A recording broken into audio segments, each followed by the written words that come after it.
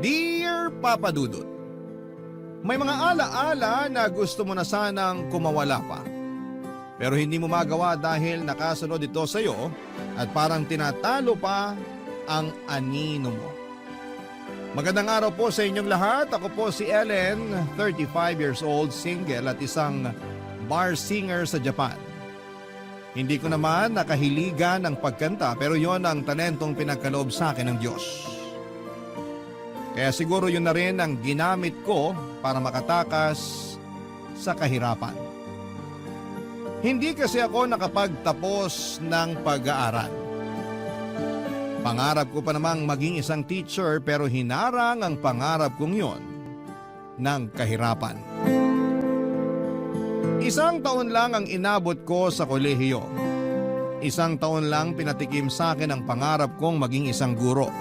Hanggang isang araw ay sinabihan ako ng nanay ko na tumigil na ako sa pag-aaral dahil hindi na niya kayang bayaran ang tuition ko. Sinabi ko sa kanya na magtatrabaho ako at hinayaan niya naman ako.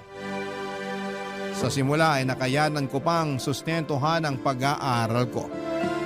Pero dahil maliit lamang ang sahod at kinailangan ni nanay ng katuwang sa mga bayarin sa bahay, kaya kinailangan kong magpaalam sa kolehiyo. Nagtrabaho ako para may pangtustos sa mga bayarin sa bahay. Wala na rin kasi akong tatay at wala rin kapatid na pwedeng makatulong sa akin sa mga gastusin. Namatay na si tatay bago pa man ako makatungtong sa kolehiyo. Huminto na rin si nanay na magtrabaho dahil hindi rin naman ganong kalaki ang kinikita niya. At napapagod lang siya dala ng kanyang edad. Ako na ang umako sa lahat, Papa Dudut. Hanggang sa pinalad ako at may nakarinig ng boses ko habang kumakanta ako kasama ang mga kaibigan ko sa isang videoke bar. Na-recruit ako para mag-Japan. Umoo ako kaagad. Kung yun ang paraan para makaahon na sa hirap, Papa Dudut. 25 anyos ako nang makapag-Japan. Pinaghirapan kong ipunin ang bawat natatanggap kong sahod at tip para makabili ng bagong bahay. Nakapagpagawa na ako ng bahay sa awa ng Diyos. Lagi ako nakikibalita noon kay nanay sa bahay at positibo naman lagi ang feedback. Excited na ako noon na matirhan sa wakas ang bahay na pinaghirapan ko. At nung umuwi ako nitong nakaraan ay nalaman kong ayaw palang tumira ni nanay doon.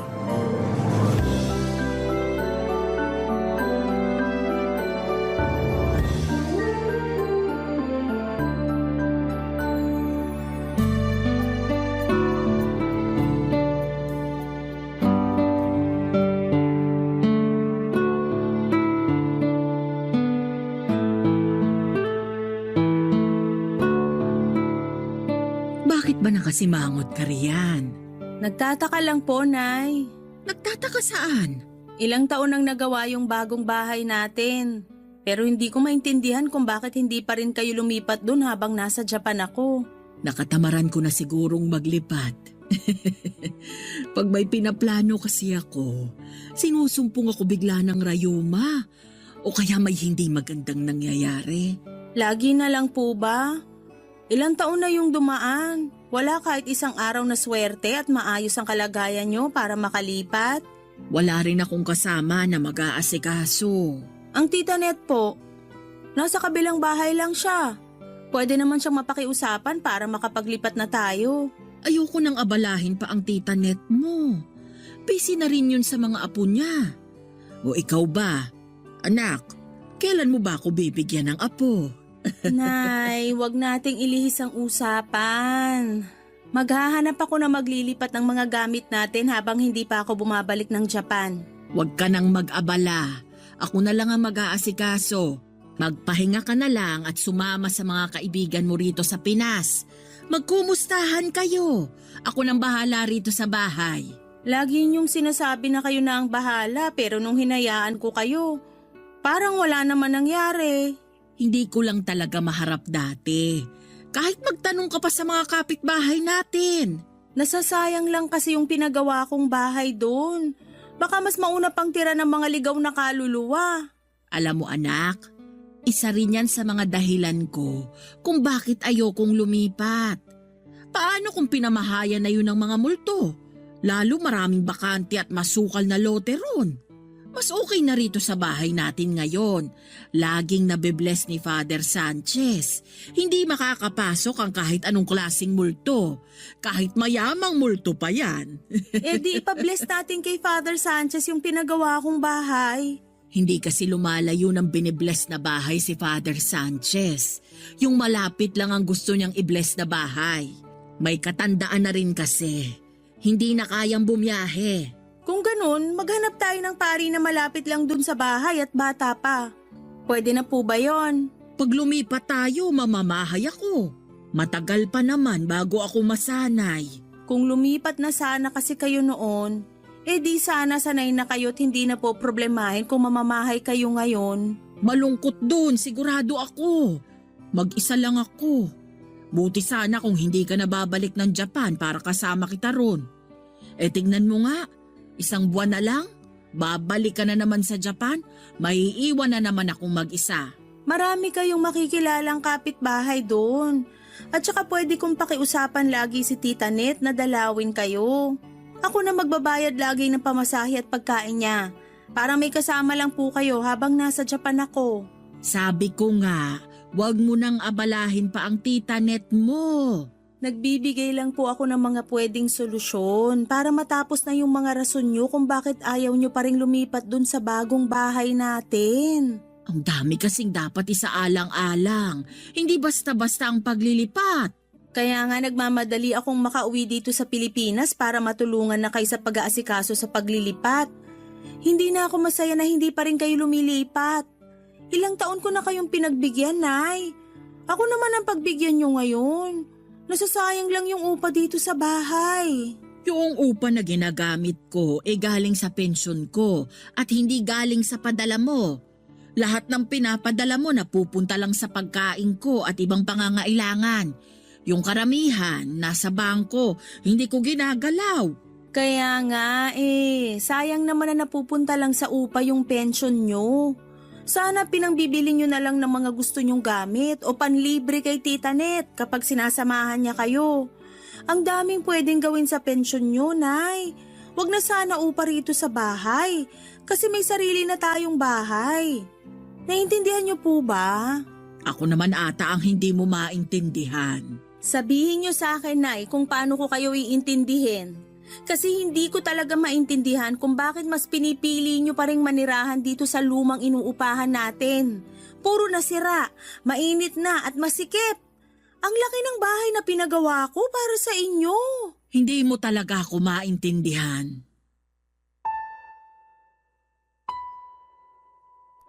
Umiling si nanay at saka ako iniwan para pumasok sa kanyang kwarto. Napansin kong nagtampo na siya, Papa Dudut, kaya hindi ko na inulit ang pangungulit ko sa kanya na lumipat na. Malit lang ang inuupahan naming bahay na yon at sakto lang para sa aming dalawa at minsan ay kulang pa. Hindi papasok ng bisita dahil masyadong masikip para malakaran. Doon na unang tumira si nanay at tatay bago pa man din ako isinilang. Nasanay na ako roon noong bata pa lamang ako hanggang bago ako mapadpad sa Japan. Alam ko ang bawat karupukan ng bahay na yon. Yun nga ang isa sa mga naging dahilan ko para magsumikap sa ibang bansa. Gusto ko na ng komportable, maluwag at magandang bahay. Nakapagpagawa naman ako at nakuha ko ang pangarap kong bahay. Pero tila naging hadlang si nanay para maranasan ko yon. Nagsinungaling noong una si nanay sa akin. Ang sinasabi niya ay doon na siya tumitira sa bagong bahay namin. Pero paminsan-minsan daw ay bumabalik siya sa inuupahan at luma naming bahay kapag gusto niyang makasama sina Tita Net. Noong una ay hindi ko naman yon pinagbabawalan dahil gusto ko rin namang may nakakasama si nanay. Pero nalaman ko lang na hindi pala totoo yon. Ni minsan ay hindi pumunta si nanay para matulog doon sa bahay na pinagawa ko. Totoong pinupuntahan niya pero para lang linisan kapag napupuno na ng alikabok o di naman kaya kapag kakatapos ng bagyo.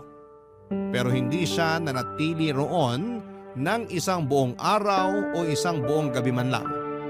Kaya nagpasya na akong umuwi muna ng Pilipinas para makumbinsi siyang lumipat na. Kinausap ko na rin ang 55 anyos na tiyaheng kong si Tita Net tungkol sa bagay na yon.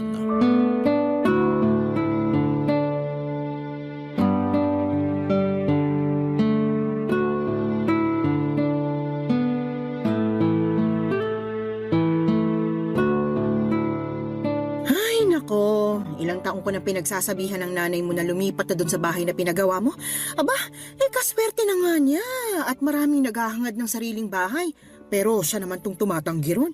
Hindi niyo po ba siya makumbinse para makalipat na bago ako bumalik ng Japan? Nako, ang problema riyan, kahit makumbinsi mo siyang lumipat doon, baka bumalik siya ulit sa dati niyong bahay kapag nakaalis ka na ng Pinas. Kilala ko ang nanay mo, alam kong gagawin niya yon. Kilala ko rin po ang nanay ko at tama kayo. Gagawin nga niya yon. Ilang taon din niya akong pinaniwala noon na doon siya nakatira sa pinagawa kong bahay. Kung hindi ko pa kayo kinausap, hindi ko pa malalaman. Ayoko nga sanang sabihin sa'yo dahil ayoko namang makialam sa buhay niyo mag-inay. Pero dapat na rin matauhan ang bahay niyo. Di naman sa dinadalangin, pero paano kung may masasamang loob at pag nakawan yun? Lalo't walang nagbabantay, madali lang matiktikan ha? Isa nga rin yan sa kinatatakutan ko. Sinabi ko na yan kay nanay. Anong sabi niya? Mas lalo raw niyang ayaw lumipat dahil baka pag nanakawan daw yung bahay naming yon, baka pati siya mapano. Ang nanay mo talaga, laging may dahilan para hindi tumira sa bahay na yun. Nagtataka na rin kasi ko. Maganda yung pinagawa kong bahay. Malawak at safe para sa katulad niyang may edad na. May hardin din para may mapagkakaabalahan siya. Lalo na't lagi niya nirereklamo na hindi siya natutuwa sa mga depaso na halaman namin. Gusto raw niya malawak na hardin. Yun naman yung binigay ko. Pero ayaw pa rin niyang tumira doon. Kung di pa yun maasikaso, baka pati ahas at daga maligaw na rin doon. Paano ko pa makukumbinsi si nanay, Tita Net? Hindi ko na rin alam, sa totoo lang. Napagod na nga rin akong kausapin siya tungkol dyan. Minsan, nagalit pa siya sa akin ha, dahil mas marunong pa raw ako kaysa sa kanya. Iba na talaga kapag nagkakaedad Sa tuwing napagsasabihan mo, sumasama agad ang loob. Napansin ko na naman po yun. Nagtampo nga rin si nanay sa akin nung isang araw nung kinausap ko siya tungkol sa paglipat. Lalo na nung tinabla ko na lahat ng mga rason niya kung bakit ayaw niyang lumipat. Naku! Panigurado umusok ang ilong ng nanay mo sa tampo. Ayaw pa naman nun na hindi mo iniintindi ang mga rason niya kahit gaano pa yung kabaluktot. Huwag mo akong isusumbong ha. Kaya nga, hindi ko na rin alam ang gagawin. Gusto ko na rin tumira ron, lalo na ngayong nagbabakasyon lang ako. Pero hindi ko naman siya magawang kumbinsihin na samahan ako dun sa bagong bahay. Ayaw talaga niya.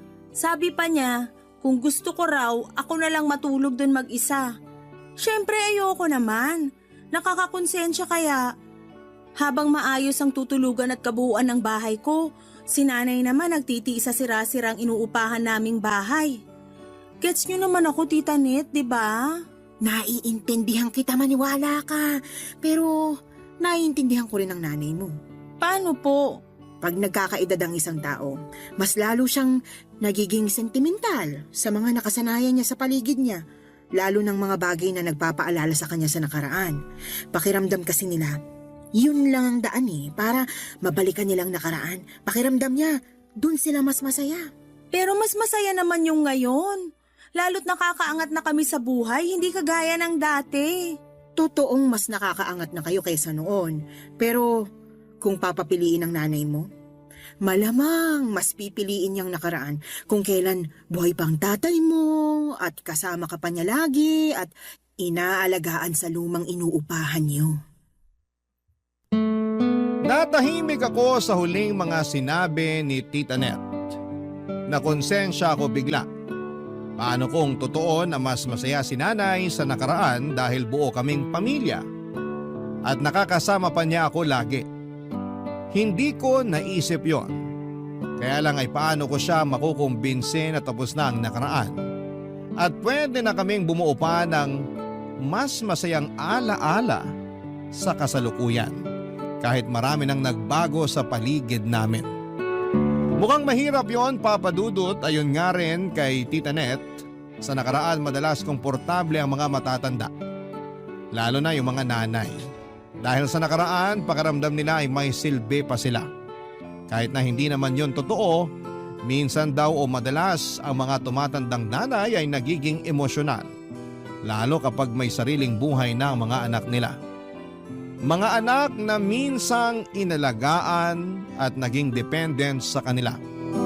Kaya naman masakit sa loob ko marahil ni nanay sa pagbabago na gusto ko.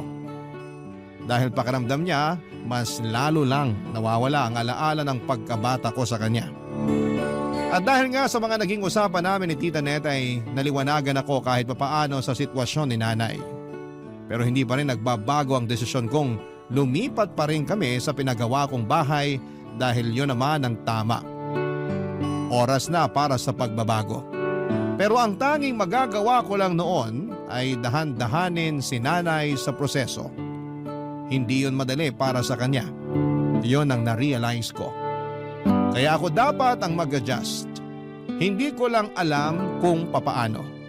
Dahil minsan ay mahina ang pasensya ko sa mga makukupad sa pagbabago. Pero nanay ko naman yon.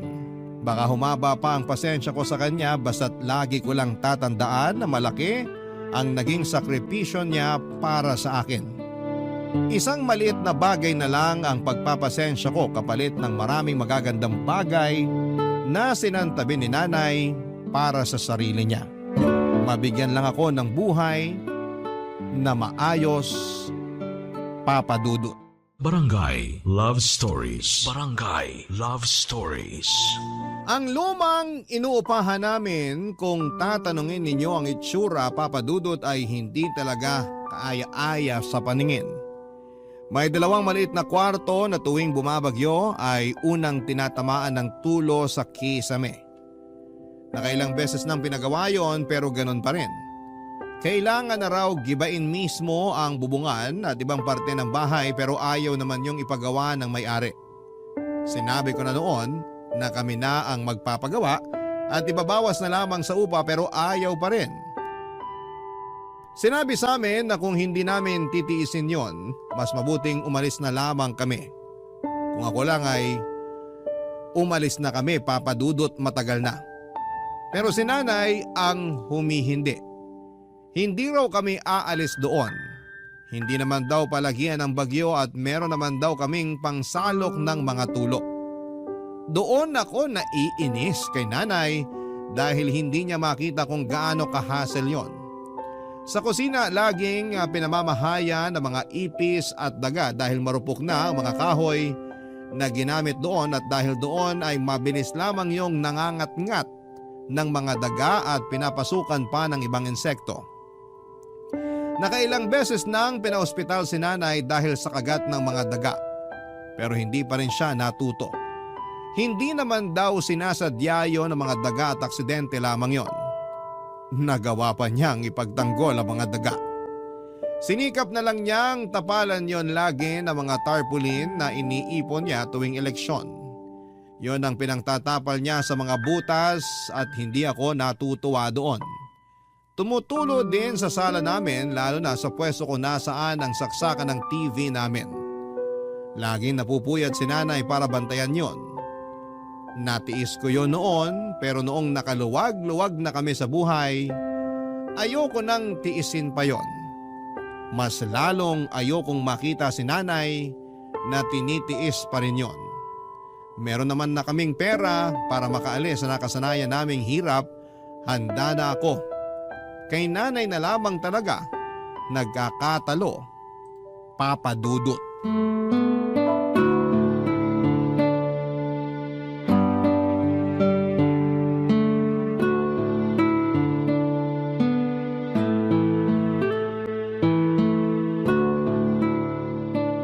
Bakit ka natutulog dito sa sala? Ang daming lamok dito ah.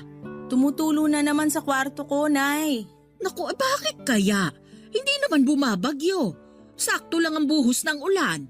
Kasi po siguro rumupok na talaga yung kisame dahil sobrang luma na. Nareremedyohan pa rin naman kasi. Pero hanggang kailan po natin reremedyohan lahat ng sira dito sa bahay? Yung kwarto mo lang naman ang tumutulo ngayon. Hihintayin pa po ba natin na tumulo lahat ng parte ng bahay natin? Maya-maya lang pupusta ko. Next na tong sala na tutulo. Kung ipapanalangin mo, magkakatotoo talaga. Hirap na rin ako makatulog sa kwarto ko, Nay. Ang init. Hindi na kaya ng electric fan. Ang init dito sa Pinas. Nasanay ka lang sa lamig sa Japan. Masasanay ka ulit sa init dito. May 1 buwan ka pa. Gusto ko nang makatikim ng lamig ng aircon, Nay. Kung bakit naman kasi pinalagay mo yung aircon dun sa pinagawa mong bahay eh. Imbes na dito mo nalang pinalagay. Talagang doon ko ipapalagay kasi doon ko naman balak gamitin. Di magtiis ka sa init sa kwarto mo ngayon. Nay, hindi na talaga ako komportableng tumira dito sa bahay. Komportable pa naman ako. Paano naman po ako? 1 beses ka lang naman sa loob ng 2 taon bago umuwi. Tiisin mo na lang. Hindi ko na dapat tiisin to kasi nakapagpagawa na ako ng bahay na magiging komportable tayo pareho. Para saan pa lahat ng pinaghirapan ko sa Japan kung hindi naman magiging maghinawa ang pagstay ko dito sa Pinas? Parang walang nangyari. Parang balik hirap uli. Paanong walang nangyari? Naipagawa mo na nga yung kusina natin dito. Hindi na sinisira ng mga daga. Opo, kasi sa likuran ng kwarto nyo naman ngayon dumadaan yung mga daga para manira doon. Nagtatago lang sila ron. Hinahabol kasi ng mga pusa. Ay, bakit kaya ayaw nyong tumira sa bahay na walang daga, no? Hindi naman nananakit ang mga daga. Pero may naitutulong ba sila sa atin? Nakakatulog ako ng maayos sa kwarto ko. Parang pugo ng kwarto nyo, Nay. Mas mainit pa kaysa sa kwarto ko. Pag pumapasok ako doon, para akong ensaymada na mina-microwave. Ako naman ang natutulog sa kwarto ko. Komportable ako roon kahit mainit. Sanay na ako. Hindi nyo naman kasi kailangang masanay sa ganun. Subukan lang nating matulog 1 gabi dun sa pinagawa kong bahay. 1 gabi lang, para makita nyo ang kaibahan. Matanda na ako masyado para masanay sa mga bago. Hindi na natin pwedeng gamitin yan, Nay. Kaya nga ako nagtrabaho sa Japan para makapagbigay ng magandang pagbabago sa inyo. Ayoko nang nakikitang napeperwisyo kayo tuwing tag-ulan dito sa bahay. Ako yung napapagod sa kakareklamo nyo sa mga tulo sa kisame. Pati yung mga saksakan na hindi na gumagana dahil laging pinapasukan ng tubig at mga insekto. Ako yung natatakot para sa inyo. Paano kung isang araw hindi nyo mabantayan yung mga saksakan natin? Pwedeng pagmulan nyo ng sunog. Mabilis lang ako makaamoy ng usok kahit natutulog ako. Huwag mo na akong problemahin. So mas gusto nyo na paghandaan na lang lagi ang sunog dito sa bahay? Aasahan nyo na lang lagi? Ni hindi nyo man lang gustuhin na tumira sa bahay na hindi basta-basta pagmumula ng sunog o kahit anong disgrasya? Wala namang nangyaring ganyan dito sa bahay mula nang umalis ka papuntang Japan. Nabantayan ko ng maayos tong bahay. Di sana pala, di na lang ako nagpagawa ng bahay natin. Sinasayang nyo lang yun. Ang daming gustong magkaroon ng sariling bahay pero kayo mas gusto nyo pa dito. Mas gusto nyo pang nagbabayad ng upa sa bahay na dapat hindi na nga ginagawang bahay. Dala siguro ng kawalan ko ng maayos na tulog kaya nasagot ko si nanay ng ganon. Hindi ko naman yon sinasadya, Papa Dudut. Napuno na lamang din ako kung paano niya sabihin ang mga rason niya. Ang dami ng negatibong nakikita sa bawat sulok ng inuupahan naming bahay pero nagagawa pa rin ni nanay na makitang maganda ang mga yon. Alam kong sinasabi niya lamang yon, Papa Dudut, dahil ayaw niyang lumipat kami ng bahay. Hindi naman na nakipagtalo pa sa akin si nanay, Papa Dudut. Pinasok na lamang niya ang kwarto ko at doon ay nagbantay ng tulo. Nilabas niya ang isa sa arenola na ginagamit lang kapag may tumutulo sa bahay. Sinabi niyang doon muna siya matutulog sa kwarto ko para makapagtapon ng mga maiipong tulo sa kisame. Hinayaan ko na siya para hindi na kami magtalo pa. at para makita niya kung gaano kahasel ang bahay na sira na. Kilala ko naman si nanay bilang isang taong mahirap mag-let go. Mula sa mga tao sa buhay niya hanggang sa mga pinakalumang garapon ng mayonnaise. Hindi niya yon tinatapon dahil ang rason niya ay may paggagamitan pa naman daw. Pero lumipas na ang ilang dekada ay hindi pa rin niya alam kung saan niya gagamitin ang ilang karton ng garapon ng mayonnaise na naipon niya. Sinabi kong ipagbili na lamang niya sa mga nangangalakal pero sinabi niyang mas mapapakinabangan niya raw yon. Pero halos bumagsak na ang isang cabinet namin kung saan nakalagay ang mga inipon niyang garapon ng mayonnaise ay hindi pa rin niya yon nagagamit. Sa pagkakatanda ko, Papa Dudut, buhay pa noon si tatay nang itambak ni nanay ang mga garapon na yon sa aming cabinet. Kinabukasan habang nagkakape ako sa kusina, nilapitan ako ni nanay para ipakita ang mga lumang gamit na tinatago niya. Binida niya lahat ng alaalang meron ang bawat gamit na pinapakita niya.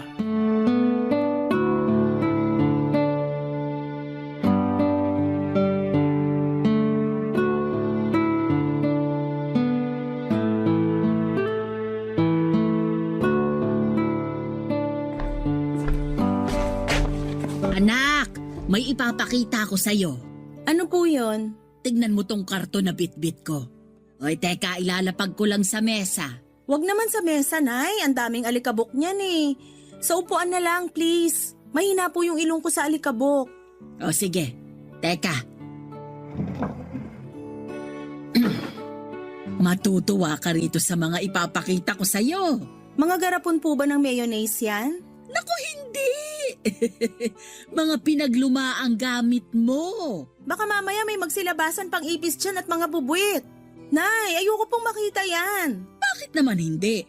Habang nagbabantay ako ng tulo sa kwarto mo, naalala kong nilagay ko pala ito sa pinakataas na parte ng cabinet mo.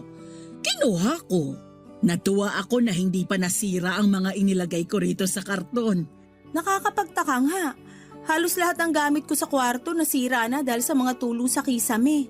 Himala na nakasurvive yung laman ng karton na yan. Siniksik ko talaga sa dulo ng cabinet itong karton, kaya hindi naapektuhan ng mga tulo sa kwarto mo. Pag hindi na mapapakinabangan at makakadagdag lang po ng kalat dito sa bahay, ibigay na lang sa mga nangangalakal o kaya itapon na lang. Ay, hindi pwede! Bakit ko naman itatapon tong unang tsupo na ginamit mo? Regalo sa'yo to ng tita net mo. Binili niya sa unang sahod sa unang trabaho niya. Ang cute! Sige na nga, itago po natin yan. O, andito pa rin ang pusod mo. Nakasiksik sa lumang medyas mo nung bata ka. Tinago niyo talaga yan, Nay? Pampaswerte raw kasi ito, lalo kapag binitin sa kisame. Kaso laging tumutulo sa kisame natin, kaya itinago ko na lang sa medyas mo. Sa kapaalala ito na minsang koneksyon nating mag-ina. Paalala ito na galing ka sa akin.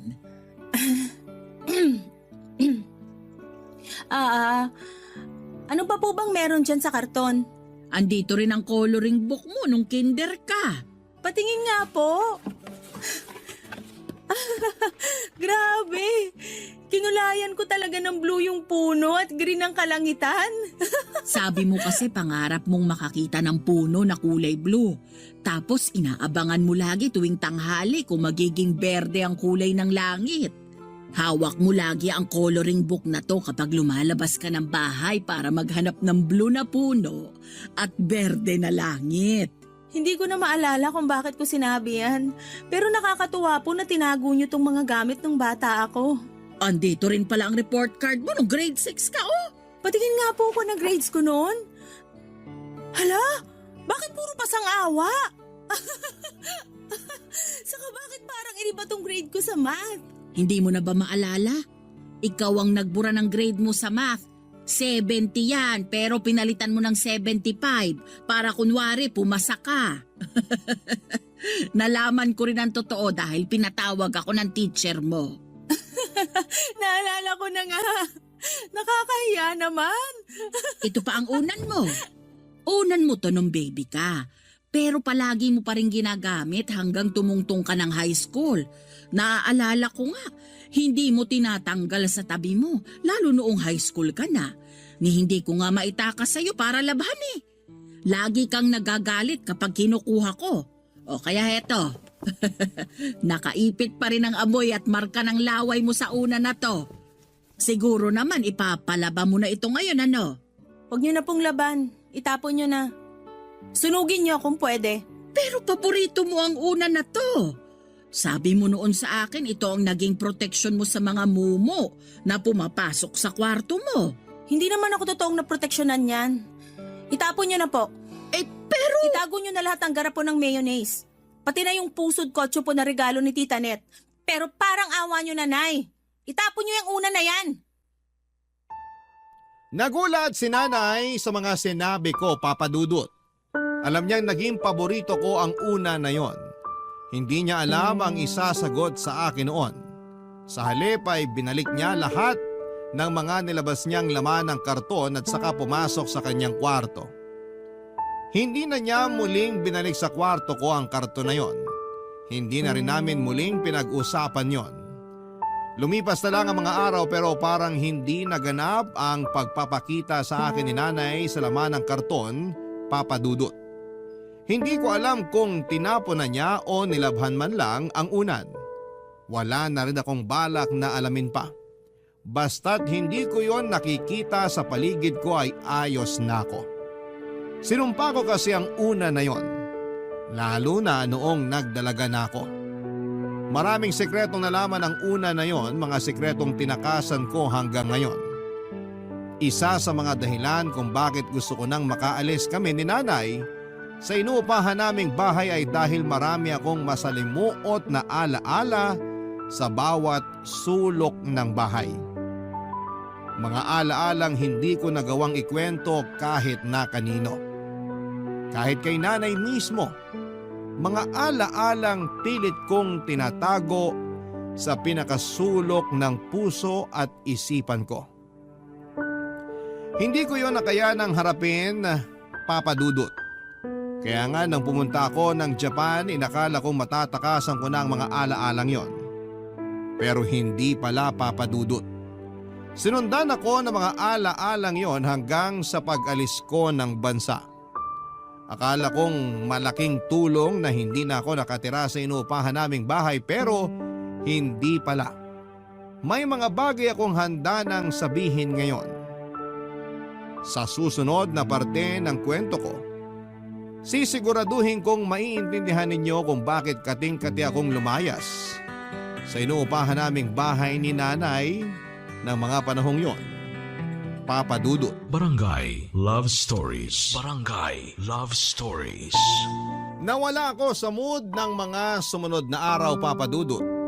Dala yon ng mga nagsidagsaang mga alaala na nakabalot sa una na ipinakita sa akin ni nanay. Ilang gabi na akong hindi makatulog dahil dinadalaw ako ng mga hindi magagandang panaginip tungkol sa nakaraan ko. Mga panaginip na binalikan ako dahil hindi ko nagawang kumprontahin. At nang mga oras na yon ay para akong inuusig para sa wakas ay harapin na. Pero hindi ko kaya. Muli na naman akong nagtago. Nagpaalam ako kay nanay na roon muna tutuloy sa pinagawa kong bahay. Nagbaon ako ng mga kailangan ko para sa ilang araw na pananatili ko doon. Iniisip ko na baka sakaling makatulong kung lilipat ako ng bahay para hindi na ako mahanap ng mga nakakatakot na alaala ko sa nakaraan. Dahil masyado ng maraming sakit ang dinulot sa akin ng lumang bahay namin. Hindi ko na kayang balikan lahat ng yon. Kaya naman tinungo ko na ang bagong bahay namin at sa unang gabi na natulog ako sa pinagawa kong bahay ay naging maayos yon. Kinabukasan habang naglilinis ako ng kusina ay bigla na lamang ako nagkaroon ng flashback tungkol sa tinatakasang kong trauma. Muli na naman akong nanginig, natakot at nagtago. Napatakbo ako sa kwarto ko at doon ay umiyak habang yakap ang bagong unan. Kumalma ako pagkatapos. Hindi ko na binitawan ang bagong unan na yon, Papa Dudut, at sinigurado kong katabi ko yon kahit saang sulok ako ng bahay. Maski sa pagbalik ko sa luma naming bahay ay bitbit ko yon. Tila naging proteksyon ko yon mula sa madidilim na ala-alang sumusunod sa akin. Pagkarating ko ng bahay ay inabutan kong nagkakape sina nanay at tita Net. Nakangiti si nanay na sinalubong ako. Kinukuha niya sa akin ang bitbit kong unan pero tumanggi ako. Nakiupo na rin ako katabi nila habang hawak pa rin ang bagong unan ko, Papa Dudut.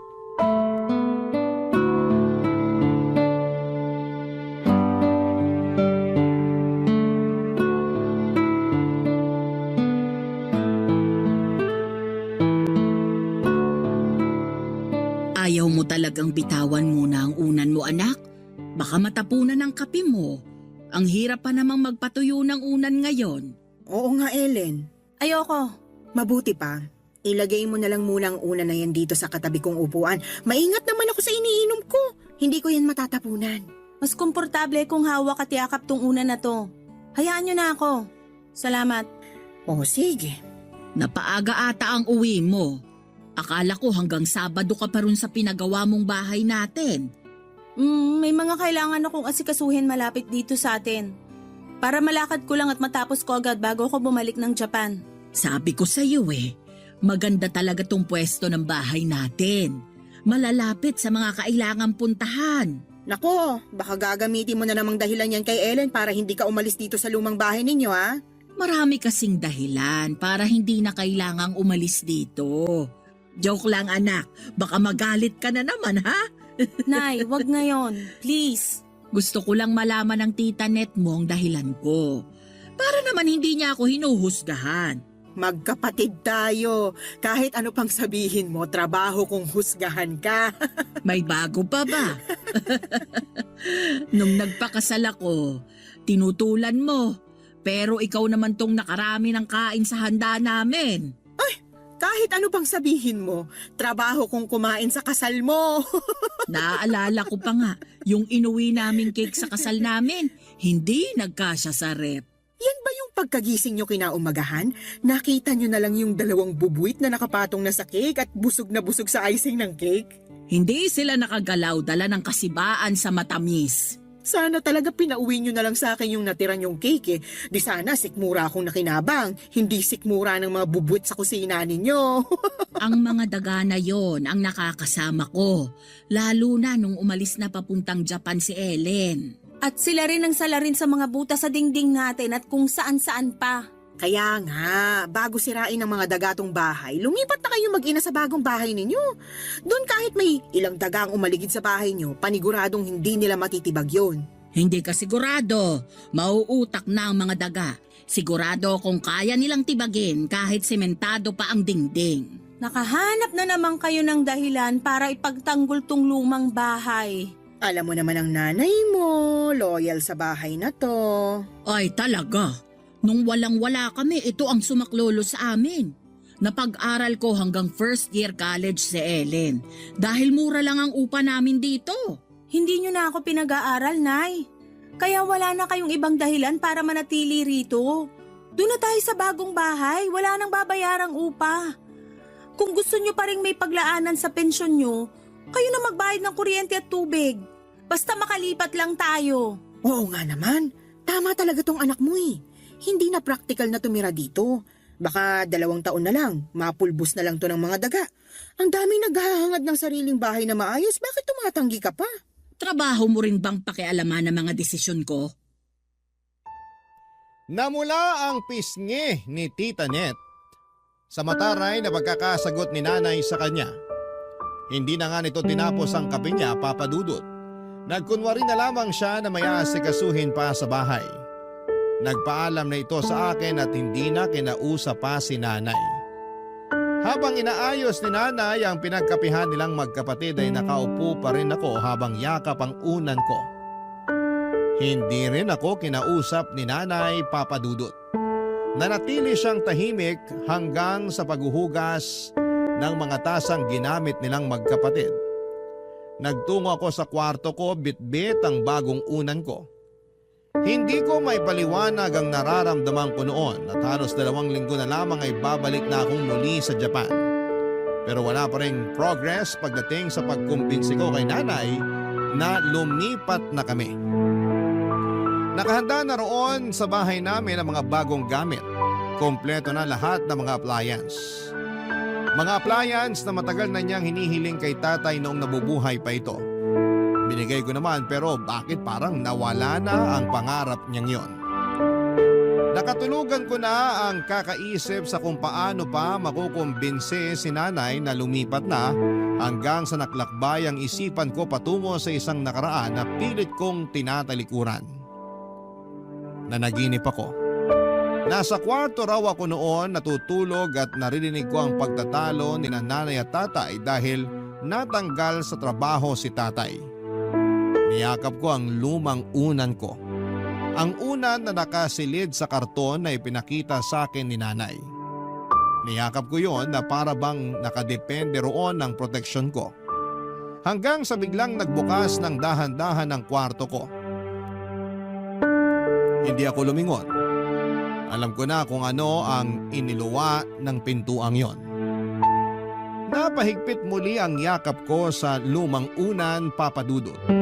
Hanggang sa bigla na lang akong nagising at napasigaw.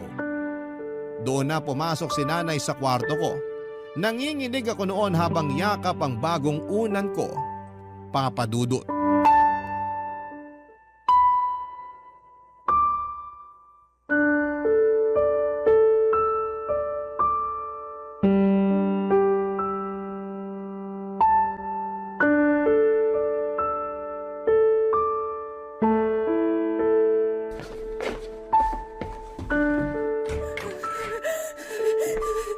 Anak, ayos ka lang?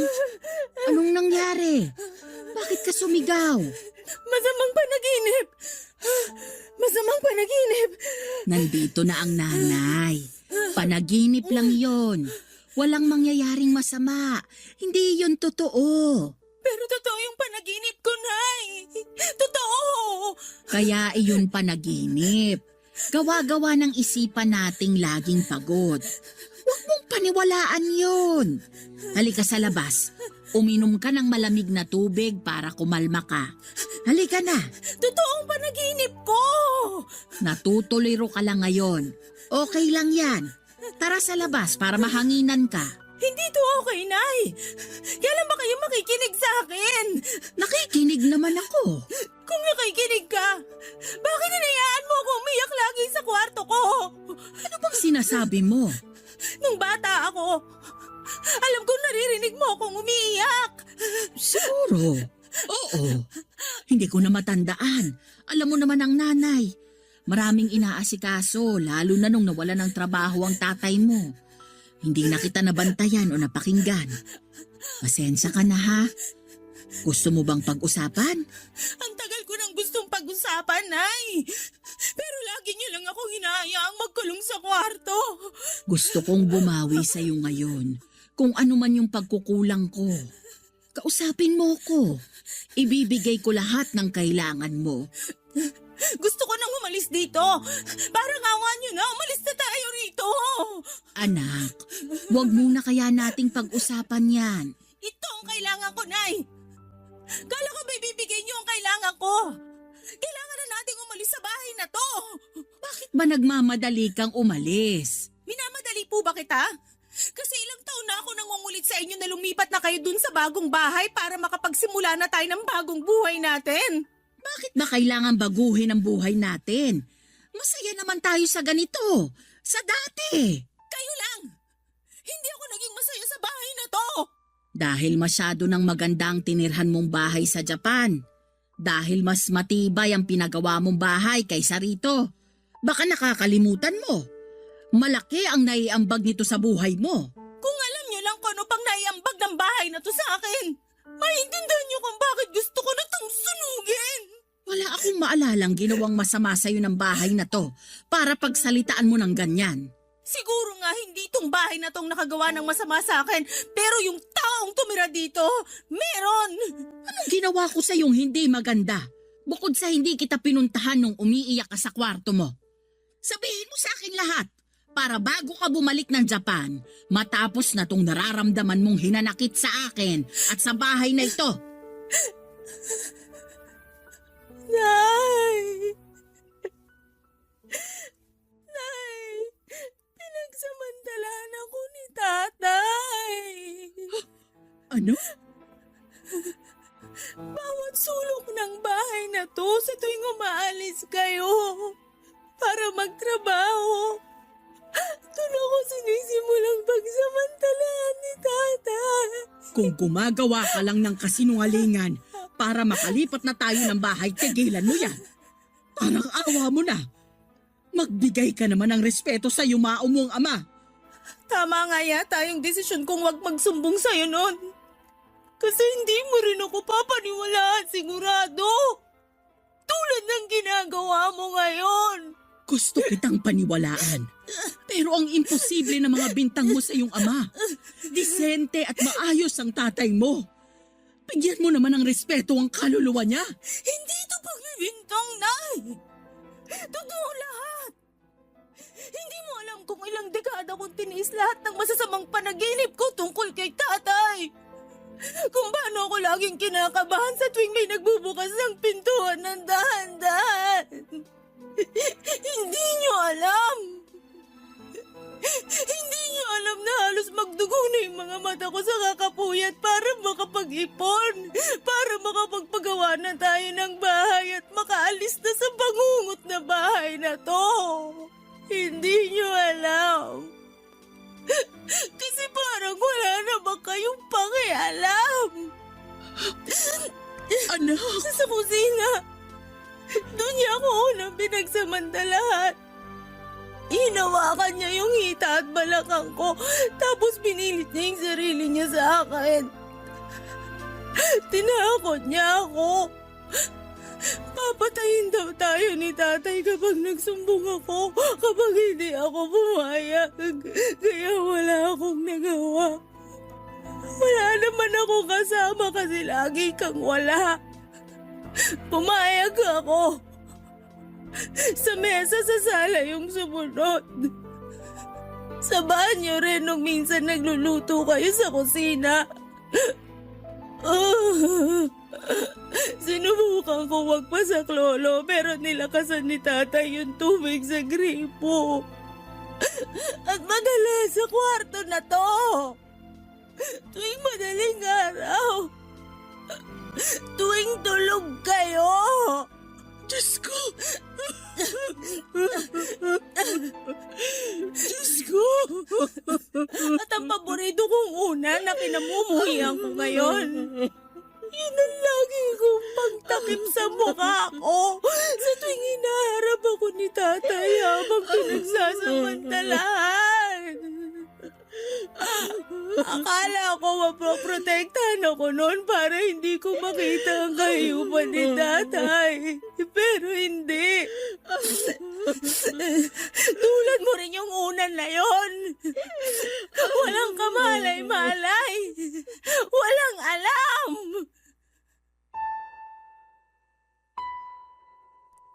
May mga ala-ala na gusto mo na lang sanang kumawala pero hindi mo magawa dahil nakasunod ito sa iyo at parang tinatalo pa ang anino mo. Niyakap ko ng mahigpit ang bagong unan ko at hinayaan kong tumulo doon ang mga luha kong matagal nang pinipigilan.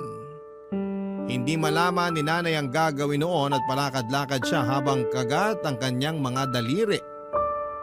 Alam kong ikinabigla niya ang mga revelasyon ko, Papa Dudut, hanggang sa bigla na lamang siyang lumabas ng bahay. Nilabas lahat ng mga bag namin at siniksik doon ang mga damit ko, Papa Dudut. Nagtaka ako. Nang mapuno niya ang dalawang malaking bag ng mga damit ko ay sa kanya ako niyakap at sinabing aalis kami sa bahay na yon.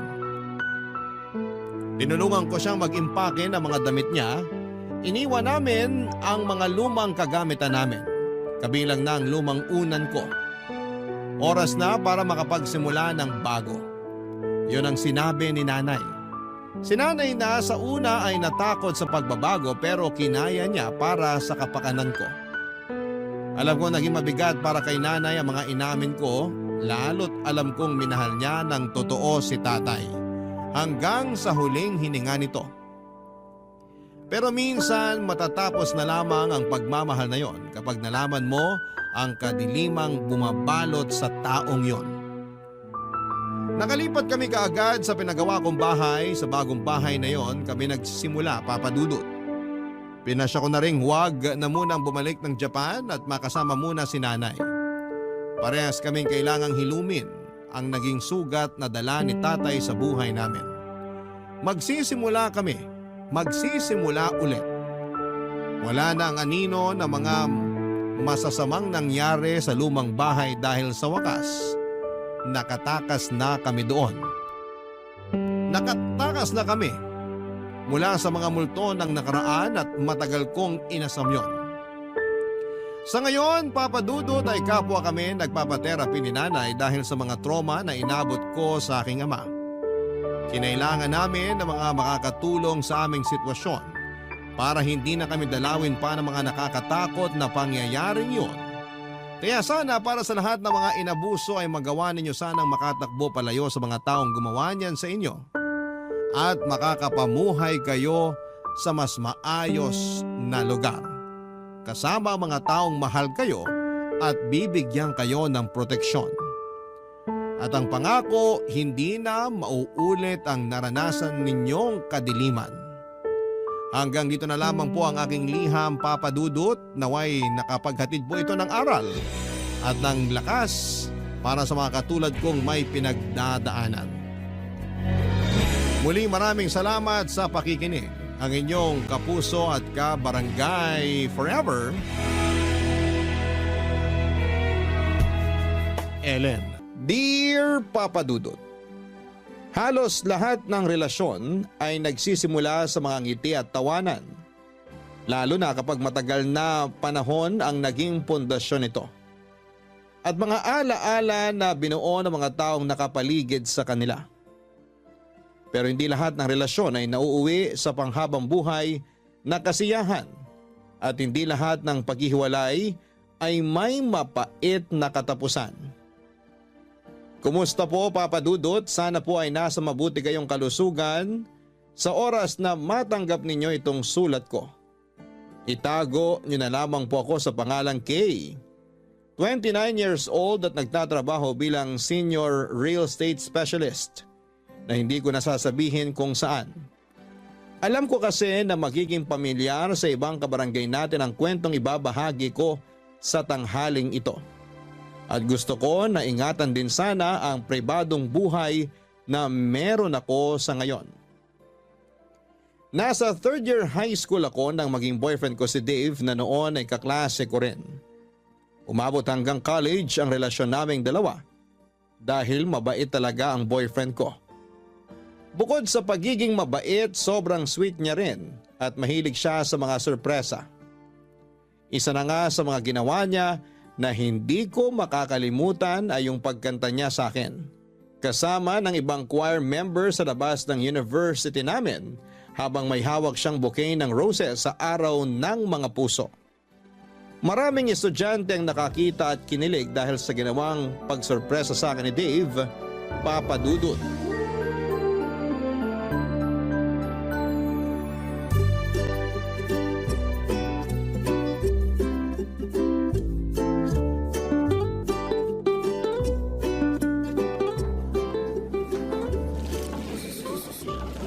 Grabe, Kay! Ang bango talaga nitong bouquet ng roses na binigay sa'yo ni Dave. Fresh na fresh! Sinabi mo pa, tapos ang laki pa ng bouquet na yan. Ang bigat-bitbitin kanina habang naglalakad ako papunta dito sa classroom natin. Naku, kung ako lang ang may ganitong kaganda at kalaking bouquet ng roses, baka iniikot ko pa ang buong university. Ang lakas kaya makaganda ng ganitong bulaklak. Ang lakas nga makaganda pero nakakapagod namang bitbitin. Si Dave kasi, hindi na ako hinatid hanggang dito sa classroom natin. Bakit nga hindi ka niya hinatid? Nagulat ako nung makita kitang naglalakad mag-isa palapit dito sa classroom habang nasa may pinto ako. Hindi ko na nga napigilan na salubungin ka kasi amoy ko kaagad yung mga bulaklak na to na bitbit mo kanina. May practice kasi sila ng basketball. Tumakas lang siya saglit para abangan ako sa labas malapit sa may entrance ng university natin. Tapos yun, kasama niya nga yung ilang choir member at isang guitarist para kantahan ako. At ibigay ang bulaklak na yan. Baka raw kasi maging busy na siya mamaya. At least daw, na-surprise niya ako ngayong Valentine's Day. Alam mo, Beshi, nakakahiya nga kasi ang daming tao na nakatingin sa amin kanina habang kumakanta yung mga choir at inaabot ni Dave sa akin ang bulaklak na yan. Ano nakakahiya dun? Sobrang sweet nga eh. Alam mo naman na hindi ako sanay sa mga ganitong pakulo ni Dave. Well, kailangan na masanay ka na talaga kasi sweet talaga yung boyfriend mo. Ang swerte mo nga kasi palagi kanyang pinapakilig eh. Sana talaga, kapag nagka-boyfriend ako, yung kasing sweet at kasing gwapo ni Dave, hindi ko na talaga papakawalan pa yun. Para namang sinabi mo na may pagnanasa ka sa boyfriend ko. Uy, wala ah. Grabe ka. Gusto ko lang ng kagaya ni Dave, pero syempre ibang tao kasi alam ko naman kung gaano ka kamahal ng boyfriend mo. Pero parang bihira na kasi yung kagaya niya. Sobrang showy, tsaka vocal sa feelings niya para sa'yo. Ganun talaga si Dave kahit nung high school pa lang kami. May effort talaga siya. Ay, teka. Tignan ko nga kung ilan na yung views ng video namin na in-upload niya sa Facebook. Ay, ayan, sige, gusto ko ring makita. Eto, tignan natin dito sa phone ko. Ang bilis din kasi mag-edit at mag-upload ni Dave ng video eh. Kaya natag niya agad ako kanina. Uy, Beshi, ang dami nang nakareact sa video niyo at ang dami na rin nag-share. Oh. Oo nga, ang dami na rin comment. Grabe, halos 1 oras pa lang mula nung nag-upload si Dave kanina pero ang dami nang nakapanood. Alam mo, sa sobrang effort at sipag ni Dave mag-record ng sweet moments niyo, pwede na kayong gumawa ng Facebook page para sa love story niyo. Facebook page? Hindi naman kami mga artista, no? Hindi nga, pero maganda naman ang love story niyo. At alam ko na marami kayong magiging followers kasi ang lakas niyong maka-couple goals. Sigurado ako nasisikat kayo at malay mo, mas lalo pang tumibay ang relationship niyo kapag naging content creator kayo ni Dave. Papadudot aaminin ko na sa aming dalawa ni Dave, mas sweet talaga siya pagdating sa relasyon. Marami nga nagsasabi noon na napakaswerte ko na raw sa boyfriend ko dahil consistent siya sa sweetness at effort niya. Mula noong nanliligaw pa lamang siya, may effort na talaga si Dave. Gumagawa siya ng love letter para sa akin. Sumusulat din siya ng tula at mga kanta. May pagkamakata din kasi talaga si Dave kaya romantiko siyang tao. Bukod sa pagiging romantiko niya, gwapo at malakas din ang dating niya. Matangkad kasi siya, matangos ang ilong at moreno ang kulay ng balat. Bagay nga raw kami kasi parehas na matangos ang ilong namin at ako naman ay maputi ang kutis. Sentimental na tao nga rin pala si Dave at mahilig siyang mag-take ng picture o mag-record ng video sa mga date namin o surprise niya sa akin. Pero kahit na walang camera o cellphone na pang-record, palagi pa ring sweet sa akin ang boyfriend ko, Papa Dudut.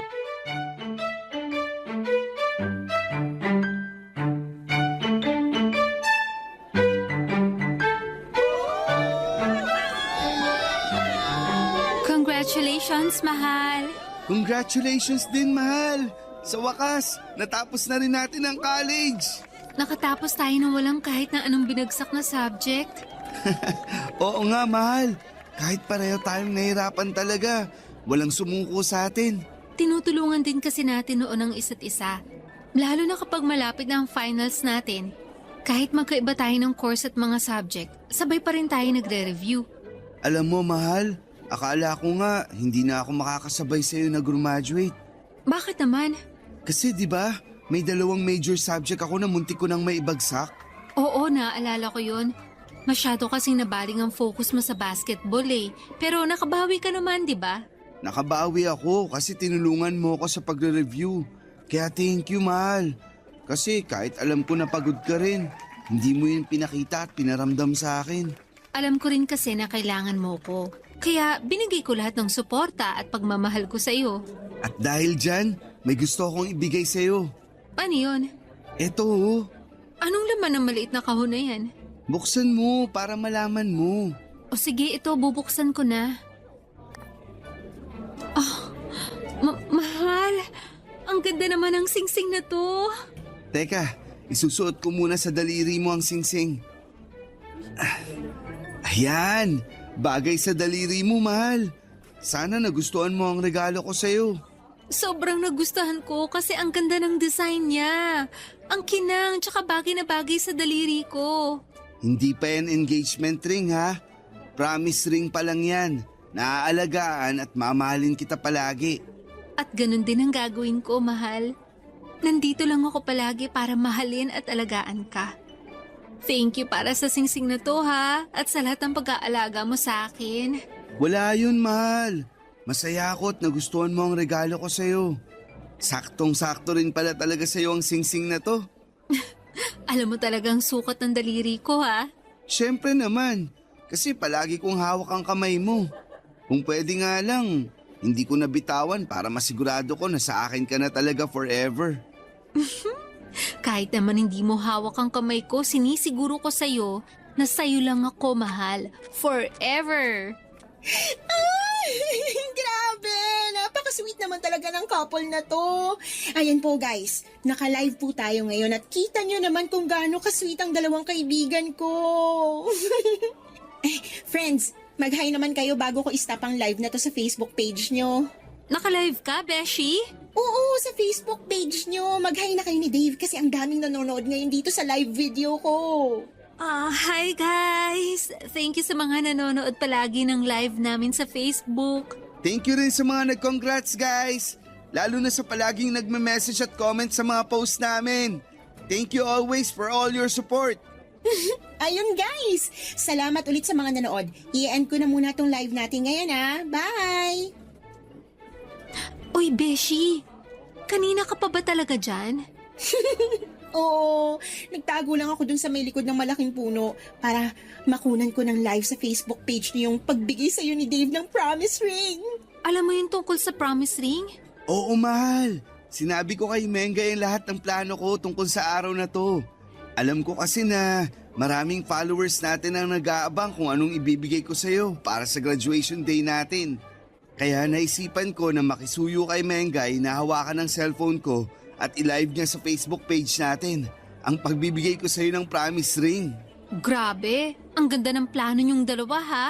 Ang galing din kasi ni Dave na mag-isip ng pakulo at surprise para sa'yo. Pero, congratulations kasi meron na kayong 100,000 followers sa Facebook page ninyo. Talaga? 100,000 followers na agad? Oo, mahal. Kaninang umaga ko lang din nakita nung inabot ko kay Mengay ang cellphone ko. Congratulations, mahal! Congratulations sa ating dalawa, mahal!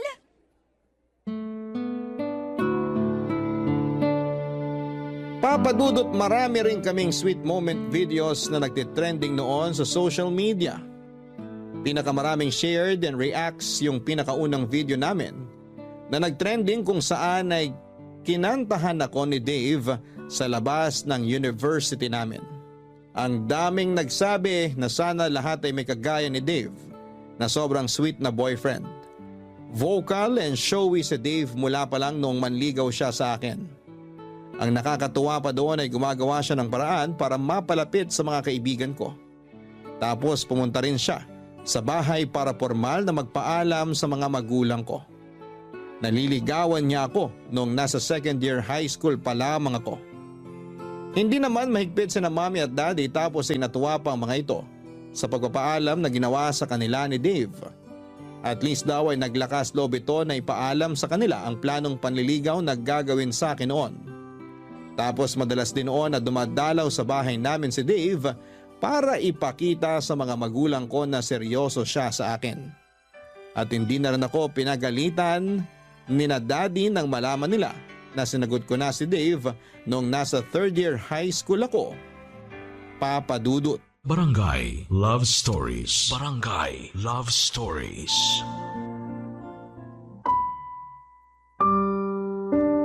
Papadudot na unang lumaki ang number ng followers namin ni Dave sa Facebook profile namin dahil sa mga trending sweet video namin. Kaya naisipan namin na gumawa ng Facebook page kung saan kami ay nag-upload ng mga luma at bago naming video. Nakakatuwa kasi hanggang sa page na yon ay tumaas agad ang number ng followers namin ni Dave. Hanggang sa naisipan na nga namin gumawa ng content kagaya ng pagpaprank at pagsusurprise sa isa't isa. Dahil si Dave nga ang mas may effort at mas sweet, siya yung madalas na gumagawa ng content, nagvi-video o nag-surprise sa akin.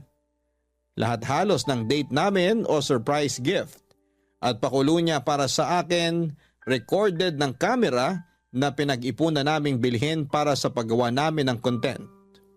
At sa paglaki pa ng number ng followers namin sa iba't ibang social media account, nagsimula na rin kaming kumita ng pera dahil sa mga content na ina-upload namin.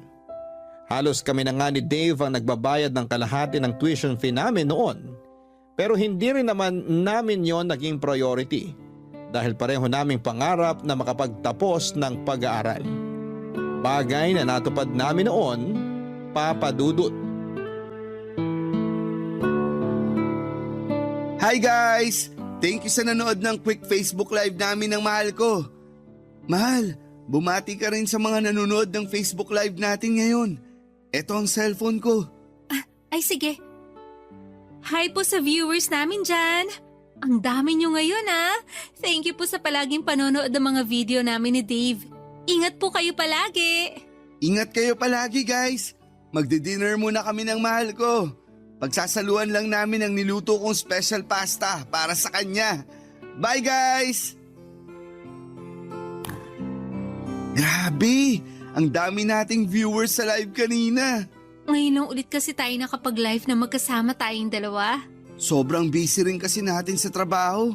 Lalo na nung na-promote ako 3 months ago. Sinabi mo pa, mahal. Mula nang ma-promote ka, kung saan-saang lugar ka na pinapadala ng company nyo. Kaya hindi na tayo masyadong nakakapag-date talaga. Madalas ka tuloy hanapin sa akin ni na mommy at daddy kasi hindi ka na raw nakakadalaw sa bahay namin. Naku, pasabi ka na tita. Pasensya na talaga at sobrang busy ko sa trabaho. Matagal ko na rin gustong dumalaw sa bahay nyo. Kaya lang, alam ko naman na tulog na sila kapag tapos na ang oras ko sa trabaho. Sinabi ko na yan sa kanila. Kaya huwag ka na mag-alala. Naiintindihan naman nila na busy ka talaga ngayon dahil kakapromote mo pa lang sa opisina nyo. Mabuti nga at nagtagpo na ang oras natin ngayon. Pasensya na pala kung dito lang tayo ngayon nag-dinner sa apartment ko. Ano ka ba? Ayos lang yun, mahal. Alam mo naman na ang mahalaga lang sa akin, magkasama tayo ngayon. Tsaka nag-effort ka pa talaga na magluto para sa akin, oh. Siyempre, kasi maaga ako nakauwi ngayon dito sa apartment. Kaya sinulit ko na rin yung oras. Saka, naisip ko na magandang content din yung pagluluto ko ng pasta para sa dinner natin ngayon. Talagang naisip mo yan, ha? Oo, kasi hindi na rin tayo masyadong nakakagawa ng content natin. Bumababa na rin tuloy ang engagement ng Facebook page natin kasi wala na tayo masyadong ina-upload. Ang dami na ngang followers natin yung nagko-comment kung kailan ang next surprise ko sa'yo kasi namimiss na raw nila yun. Namimiss na raw nila tayong mapanood. May intindihan naman yun ng followers natin. Alam nila na masyado tayong busy sa mga trabaho natin, kaya hindi natin matutukan ang paggawa ng mga video para sa kanila. Oo nga, pero kailangan pa rin natin ng bagong pakulo para umingay ulit tayo sa social media.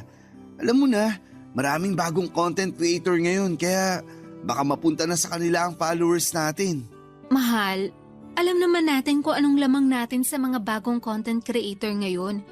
Yung pagiging totoo natin bilang isang couple, hindi tayo kagaya nila na palaging scripted yung mga video. Lalo na yung surprises o pranks na ginagawa natin, hindi mawawala ang followers natin kasi alam nila kung paano tayo katotoo sa isa't isa.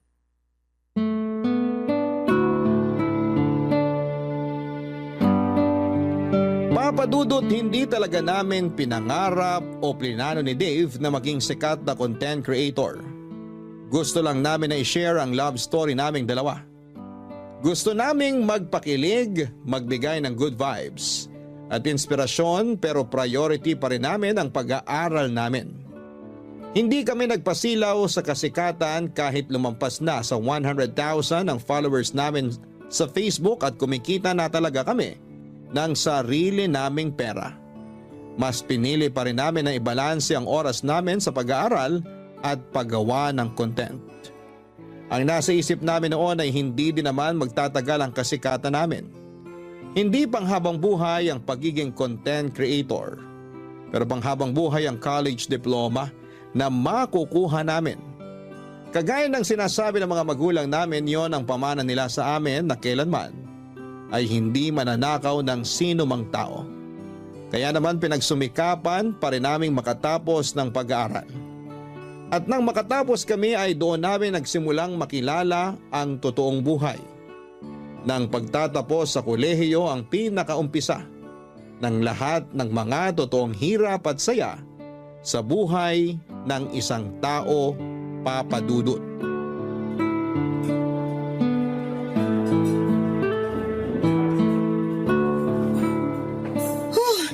Beshi, sorry, ngayon lang ako nakarating. Ang traffic kasi sa dinaanan namin ng taxing sinakyan ko. Okay lang, Beshi. Medyo kakadating ko lang din naman dito sa restaurant. Ay, sakto lang din pala ako. Naka-order ka na ba ng pagkain natin? Oo, naka-order na rin ako kasama yung mga pagkain na chinat mo sa akin kanina. Buti naman, kasi gutom na rin talaga ako. Grabe kasi talaga yung traffic, kahit inagahan ko na yung alis sa bahay namin. Friday din kasi ngayon kaya traffic talaga. Ay, wait lang ha. Tumatawag si Dave. Hello, mahal? Mahal! Happy anniversary! Happy anniversary din. Nandito na ako sa restaurant kasama si Mengay. Ayan, mabuti naman at may kasama ka ngayon. Niyaya ko talaga si Mengay ngayon na mag-dinner kami. Kasi ayoko rin naman magmukmuk sa bahay. Sorry talaga, hindi tayo magkasama ngayon. Ayos lang. Kahit ang ganda na sana ng plano natin na out-of-town vacation para sa anniversary celebration natin. Mahal, sorry na talaga. Akala ko ba naiintindihan mo ako? Wala naman akong choice kundi ang intindihin ka, di ba? Kesa naman sa mag-away tayong dalawa. Ayoko rin naman na hindi ka makasama sa espesyal na araw na to. Isa pa, ginagawa ko rin naman to para sa future natin, mahal. Pero huwag kang mag-alala. May naisip na ako na mas magandang plano para sa anniversary natin. Aba, dapat lang na bumawi ka talaga sa akin. Kasi ang laki na ng atraso mo, mahal. Babawi talaga ako sa'yo, saka sa followers natin. Sakto rin yung naisip ko na celebration para sa content na gagawin natin, mahal. Okay, sige. Sige na, mahal. Kailangan ko na rin bumalik sa loob kasi magsistart na ulit ang conference namin. Happy anniversary ulit! I love you! I love you too. Bye. Kaya pala ang lalim ng buntong hininga mo kasi anniversary nyo ngayon ni Dave. Ayun na nga, Beshi. Anniversary namin ngayon pero ikaw ang kasama ko. Sabi mo nga, at least may kasama ka ngayon na magandang date kahit wala ang boyfriend mo. Kasi nga wala naman akong choice. Nakakainis pa kasi parang mas pinaghahandaan pa niya yung content na yan kesa sa anniversary talaga namin. Naiintindihan ko naman siya kasi maraming nag-aabang sa anniversary nyo. Kahit madelay ang celebration nyo, ang mahalaga, makapag-upload siya ng bagong video ng surprise niya sa'yo. Beshi, hindi na surprise yun. Kasi alam ko na may gagawin siyang something para sa anniversary namin. Huwag mo na lang abangan para ma-surprise ka pa rin. Pero, Beshi, curious lang ako. Kumusta naman kayo? Okay naman. Okay naman na okay lang o okay naman na hindi talaga okay? Ewan ko. Yan na nga ba sinasabi ko eh. Kapag ganyan ang mga sagutan mo, medyo nakakakaba na yan. Pero, baka kasi kulang lang talaga kayo sa quality time. Alam mo na, dapat talaga na mas dalasan yung date nyong dalawa eh. Yan din naman ang sinasabi ko sa kanya. At kapag bumabalik naman siya dito, bumabawi naman talaga siya sa akin. Naiinis lang ako kapag naglalabas na siya ng cellphone o camera. Tapos malalaman ko na lang na recorded pala lahat ng pakulo niyang sorpresa para sa akin. Hindi ko tuloy alam kung para sa akin pa ba talaga yung ginawa niya o para lang sa content na gusto niyang i-upload sa Facebook page namin. Beshi, syempre naman para sa'yo yun. Ewan ko, Beshi. Sa totoo lang, hindi ko na rin kasi alam kung saan papunta yung relasyon namin eh. Papadudot, iba talaga ang buhay estudyante sa buhay empleyado na. Nag-focus kami ni Dave sa kanya-kanya naming career at naging sideline na lamang ang pagiging content creator namin. Nang mga panahon na yon ay may kanya-kanya din kaming responsibilidad ni Dave sa pamilya namin. Pareho kaming panganay ni Dave sa magkakapatid at tinutulungan ang mga magulang namin sa mga gastusin sa bahay. Kaya pareho rin kami na naging workaholic ni Dave.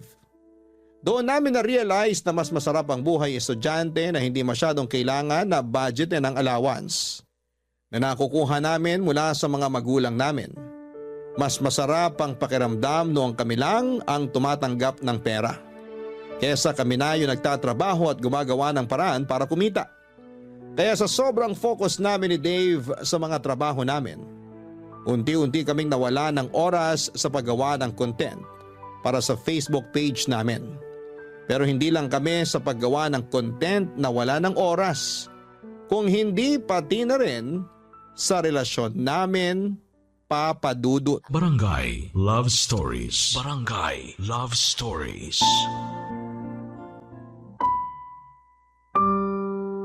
Papadudot ng ma-mild stroke si Mommy ay mas nasubsob talaga ako noon sa pagtatrabaho. Sa awa ng Diyos, mabilis naman siyang nakarecover pero nag-resign na siya sa trabaho niya bilang teacher. Ayaw na rin kasi namin na mapagod pa siya sa pagtatrabaho at baka makasama pa sa kanya yon. Yon ang dahilan kung bakit mas madalas akong mapa-overtime sa opisina. Dahil dalawa na lamang kami ni Daddy na naging provider sa bahay namin. Bilang panganay, kailangan ko na tulungan ang mga magulang ko sa lahat ng responsibilidad sa bahay namin. Naging busy na rin noon si Dave sa pagtatrabaho niya dahil sunod-sunod ang naging promotion niya. Nang dahil doon ay madalas na pinapadala siya sa iba't ibang lugar para sa mga conference na may kinalaman sa trabaho nila. Halos parang naging LDR na rin ang setup namin dahil bihira na sa isang linggo kung magkita kami. Swerte na yung 3 o 4 na beses sa isang buwan. At yun na lang din ang oras namin sa paggawa ng content na ina-upload namin sa Facebook page namin, Papa Dudut.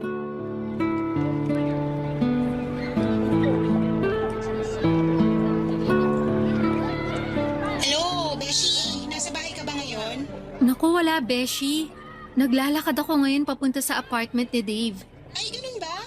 Yayayain sana kita manood ng sine ngayon kasi palabas na yung bagong rom-com movie na inaabangan natin.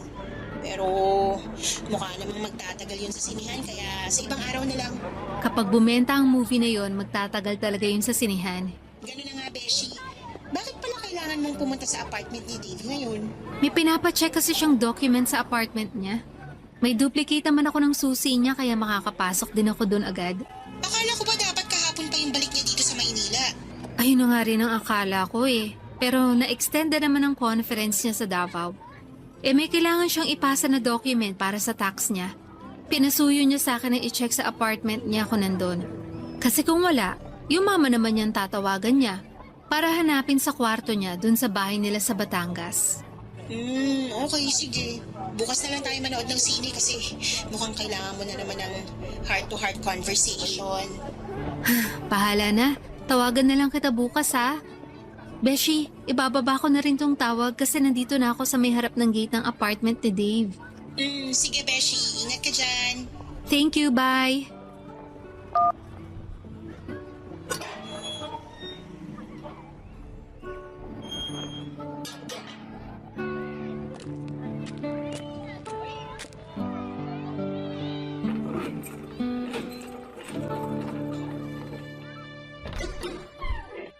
Surprise!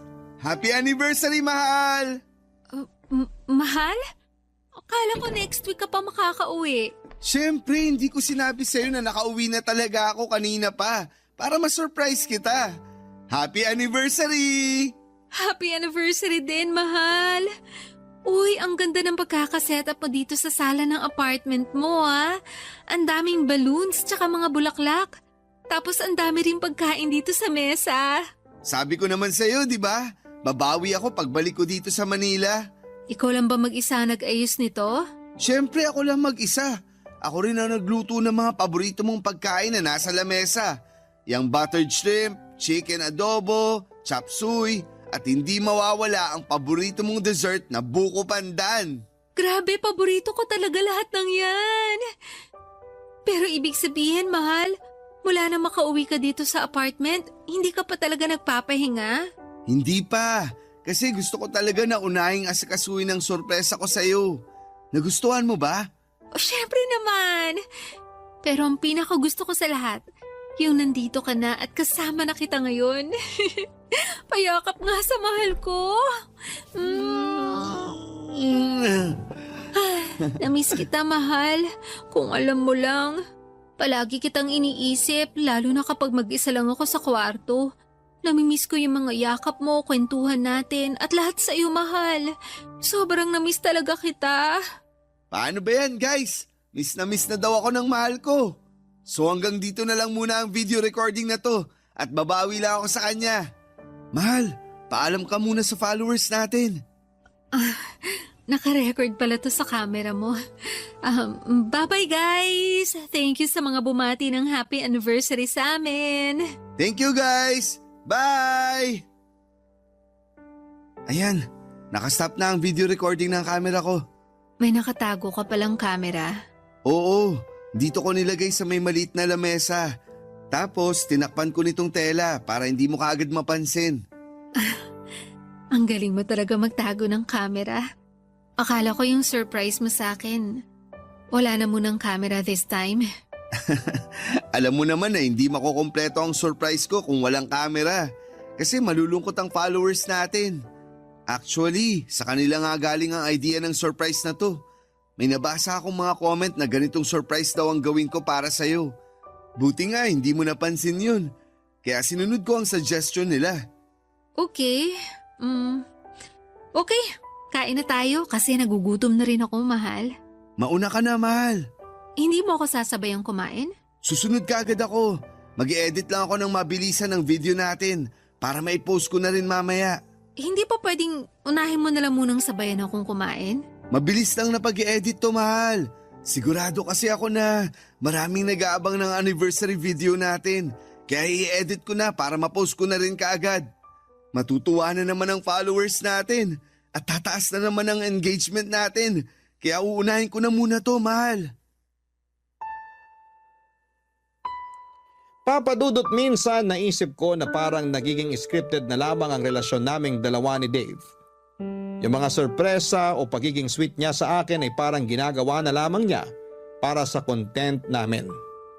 Pakiramdam ko ay hindi na siya sincere sa effort na ipinapakita niya sa akin. Minsan na lamang kasi kaming magkita at magkasama. Tapos kailangan pa na recorded yon sa camera niya. Wala namang problema sa akin kung nire-record niya ang mga ganong moment namin dahil sa sentimental siyang tao. Pero yung point na alam kong ginagawa niya lang yon para sa content na gusto niyang i-upload sa page namin, doon ako medyo naiilang. Lalo na nga kapag nalalaman ko na yung mga surprise na ginagawa sa akin ni Dave ay galing sa suggestion ng ilang followers namin na nagko-comment sa post namin. Hindi pala yon galing sa orihinal na ideya ni Dave. Pakiramdam ko tuloy noon ay parang hindi na kami yung dating Dave at Kane na magkarelasyon. Parang nagiging ibang tao na kami dahil sa pagiging content creator namin. Parang naging puppet na lamang kami na naging sunod-sunuran sa mga request ng fans namin, Papa Dudut.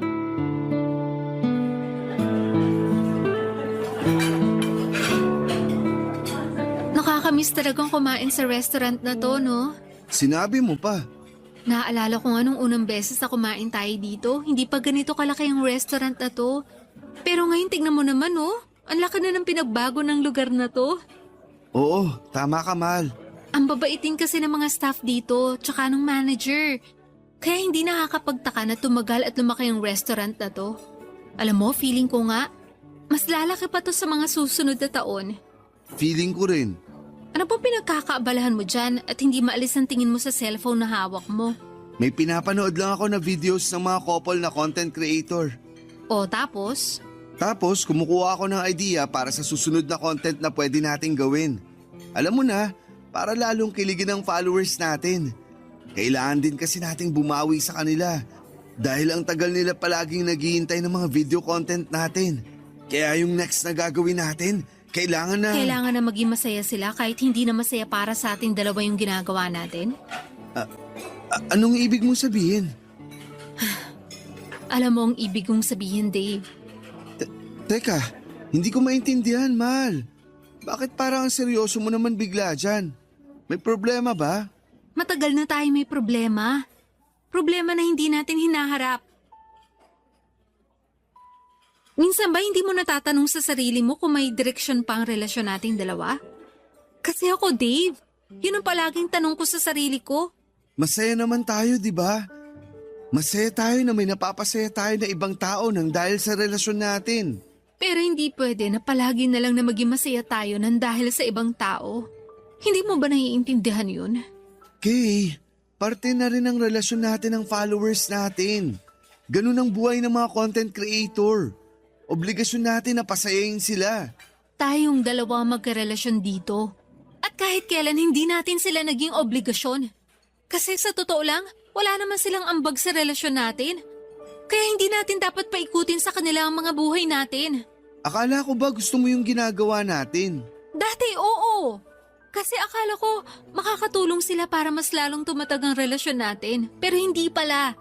Kasi lalo lang nilang pinagugulo yung mga buhay natin. Ayaw mo na bang ituloy ang pagiging content creator natin? Kaya mo bang ipagpatuloy ang relationship na to nang walang kahit anong kamerang nakatutok sa atin? Kasi Dave, sasabihin ko na sa iyo ang totoo. Napakiramdam ko, nagiging puppet na lang tayo ng sinasabi mong followers na kailangan nating pasayahin. Nagiging scripted na lang yung buhay at relasyon nating dalawa. Gusto ko lang naman na pasalamatan sila. Kaya minsan, pinagbibigyan ko sila sa mga request na surprise para sa'yo. Kay, pareho naman nating ginusto to, di ba? Ang maging content creator at makapagbigay ng saya sa kanila. Ang gusto ko lang, maka-inspire at makapagpasaya tayo ng ibang tao. Pero hindi yung binabase natin sa kanila yung buhay natin. Dave, taputin mo nga ako. Mahal mo pa rin ba talaga ako o gusto mo lang ituloy itong relasyon na to nang dahil sa followers natin? Okay, sige. At least ngayon, alam ko na ang sagot kahit hindi ka sumagot. Kay! Kay, sandali! Kay!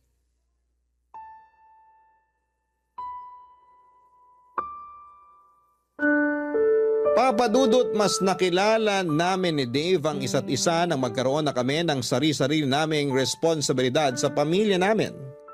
Hindi pala talaga biro ang maging adult. Hindi na kami kagaya ng dati na puro sarili na lamang ang pwedeng isipin. Pareho pa kami ni Dave na may responsibilidad sa mga pamilya namin.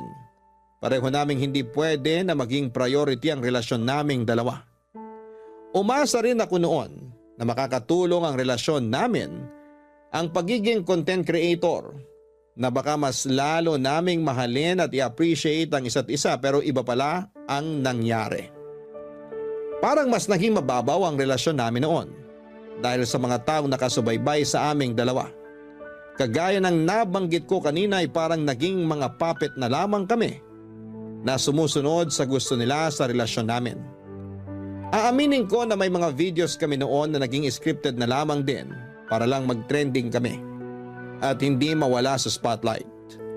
Mga fake pranks o scripted na surprises, date at kilig moment. Madalas na pinipeke na lamang namin ang saya na ipinapakita namin sa mga tao. Ginagawa namin yon para maging masaya ang followers namin. Ginagawa namin yon kahit na hindi na kami totoong masaya. Nang maramdaman ko na may problema na talaga sa relasyon namin, inisip ko na baka maayos pa namin yun ni Dave. Kasi syempre hindi rin naman biro yung ilang taon na nag-invest kami sa relasyon namin. Pero may mga problema at relasyon talaga na hindi na kayang ayusin. May pagmamahal na kapag nawala na, hindi na kayang ibalik pa. At yon ang nangyari sa amin ni Dave, Papa Dudut. Nagpapanggap na lamang kami na masaya para maging masaya ang followers namin. Pagpapanggap na hindi na namin kayang patagalin pa. Kaya naging mutual ang desisyon namin na tuluyan ng bitawan ang isa't isa. Papadudot kasunod ng pagtatapos ng relasyon namin ni Dave, yung desisyon na tuluyan ng i-delete ang Facebook page namin. Hindi na rin kami gumawa ng official announcement tungkol sa paghihiwalay namin. Dahil pinag-usapan namin na doon magsisimula ang pagiging pribado ng kanya-kanya naming buhay. Tahimik, masaya at may peace of mind. At kung sakali man na mapili po ninyo ang sulat kong ito, ito na rin siguro ang huling pagkakataon na babalikan ko ang kwento namin ni Dave. Kaya nagpapasalamat ako sa pagkakataon na may bahagi sa ating mga kabarangay ang parteng ito ng buhay ko. Ang inyong forever kapuso at kabarangay, Kay.